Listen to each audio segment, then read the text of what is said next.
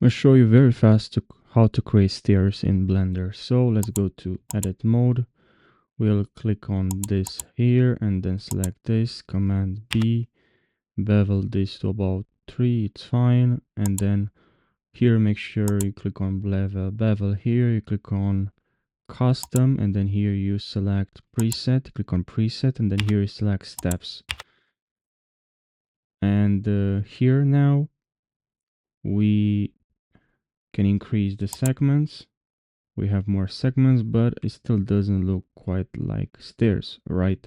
Well, the solution. And now here we have steps. We can increase the segments and make sure you actually click on default when you're doing this. And now let's increase to about 20 maybe.